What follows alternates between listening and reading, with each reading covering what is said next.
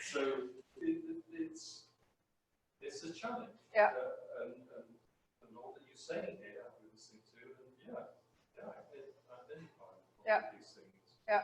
So here's what happens. I mean, you have these kind of conversations with somebody where there is a disagreement. Maybe somebody gives you unsolicited advice, you're doing something and they try to correct you, right? Or, you know, it's just something where somebody loses their emotional control. What's going to happen is, of course, our body goes into the fight and flight response or reaction, right? It's like our body still perceives it as, okay, here I have to defend myself. So what is going to happen next is, you know, the prefrontal cortex tries to rationalize it and tries to calm things down and tries to see, is there really a tiger out there, or is it just a cat, or is it just, you know, a person who's just making a point that may not be valid. But our amygdala, which is in our limbic brain, you know, she immediately goes into high alert and sees this as a threat. Then what happens next is the hypothalamus sends a message to the pituitary gland, who then sends a message down to the adrenal glands that we are here in a fight, or that we have to run. And the adrenal glands is building up the cortisol, which is called the stress hormone in the body. Can you go further? You've been in my car with me during traffic. That's the same kind of thing. But again, that is where a different kind of conversation has to happen with yourself. So the cortisol travels through the blood and tells other body parts to react to stress. So what happens? Our brain, our creative thinking is not required in that moment because it's either fight or flight, running away. So what happens is the blood gets out of the brain and gets into our extremities, right? Gets into our body. It is proven now when people are really stressed out, their IQ goes down by 2 to 5 points, meaning we actually get dumber because that part of our brain is shut down. What else happens is our emotional intelligence goes down. That is where we are reacting, right? And getting frustrated and angry and shouting and getting loud and all of these kind of things. What happens is, of course, our glucose goes up because we need it for fight and flight. Our blood pressure goes up. And what goes down? Intelligence is already down. Our immune system. Because our body does not have time during that process to take care of itself, right? So not only that, you have this argument with somebody. Let's say you have that somebody has that argument in the company, and then they're going back to their office, and then they sit on the computer, and then they are rehashing that argument 15 more times. You don't get anything done, right? It's like it boils inside of you. You're like, I mean, your body is still in this fight or flight reaction. And not only that, once you get home, you didn't leave that at work. You go home and then you tell your spouse all over again, guess what happened to me today? And you start to relive this whole situation all over, and your body does not know that you are just telling the story. Your body is living it through all over again. So what do you think, how long does cortisol sit in our body like that? What is the shelf life of cortisol?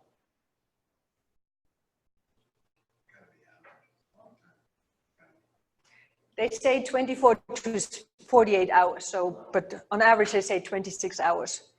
And so think about it, if you have these kind of arguments every day, number one is you are dumb, right? What else? You get sick. You know, what's the reason so many people also get cancer and autoimmune diseases and have high blood pressure and all of these things? It starts with conversations. And the productivity loss in companies has been 225 billion years annually, where companies are paying just because of health absenteeism issues, because people are getting sicker and sicker. And sure, part of it is food, part of it is lifestyle, right? But part of it is also how we are really communicating and how we are fostering the relationships. So these high-tech companies, like in Silicon Valley that have all of these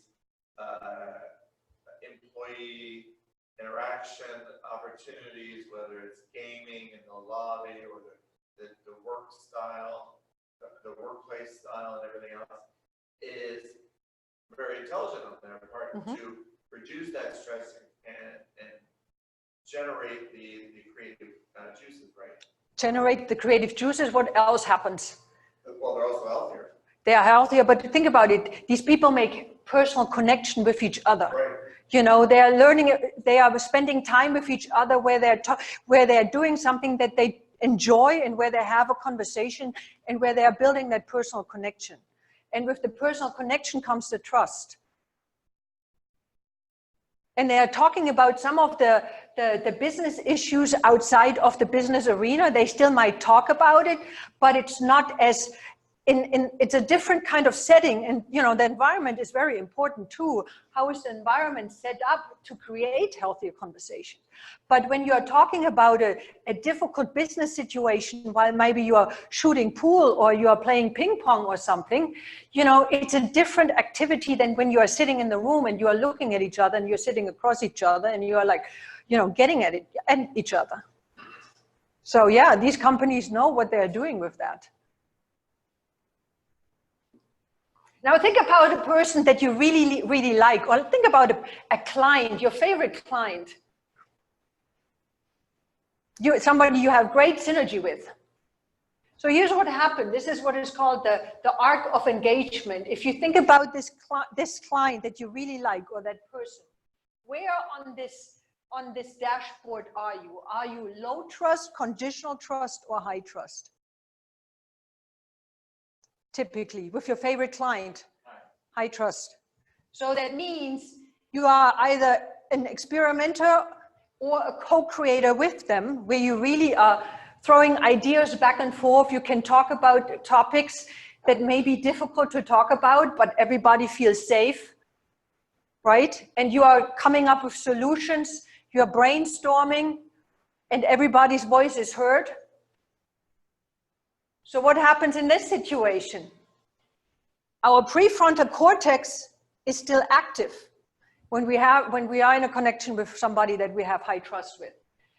With that, of course, that is where our creativity sits. Our hypothalamus wakes up the pituitary again, but instead of sending out cortisol, you know, a message to the adrenals, it actually creates oxytocin in our body. And oxytocin is what they call the cuddle hormone or the bonding hormone, where we feel a connection with somebody. And that oxytocin showers our entire body. All of our organs get a nice shower of oxytocin. And again, it's the feel-good hormone. But I also always say, you know, again, cortisol is about 26 hours in the body versus oxytocin is just a couple of hours. So therefore, you know, you need several showers a day, oxytocin showers, versus you really want to eliminate any kind of baths as much as you can. So again, these are healthy conversations where we are talking with somebody, where we are co-creating, where we are hearing the other person, where we get everybody engaged, so that creates health in our body and not sickness. The thing is,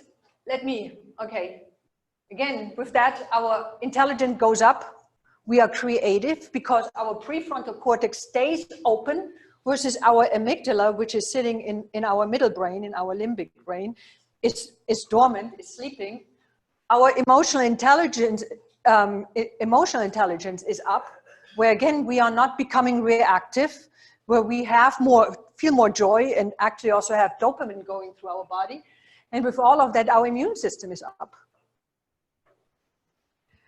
So, if you really think about it, it all starts with conversations, because the way we lead conversations has an impact on our health.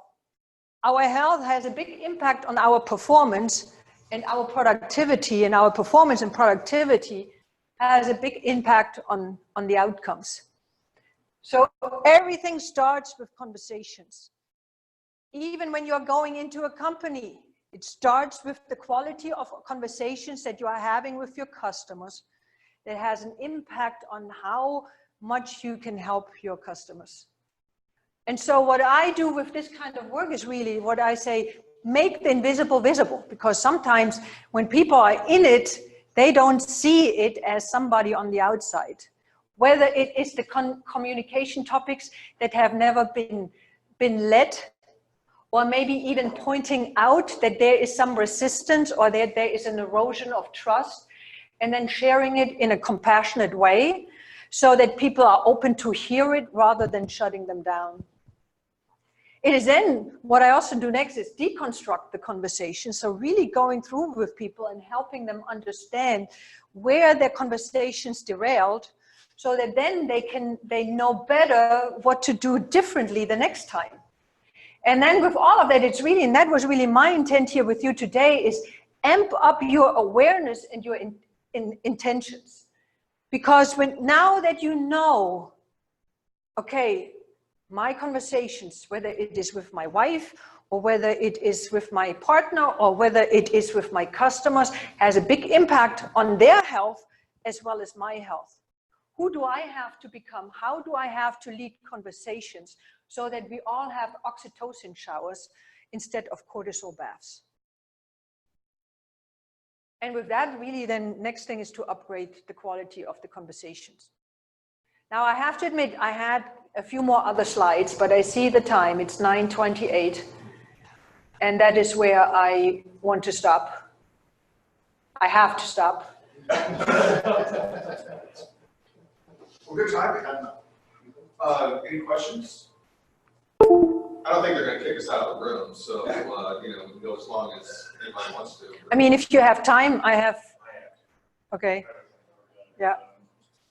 Iris, do you have a presentation to help bridge the gender gap on communications?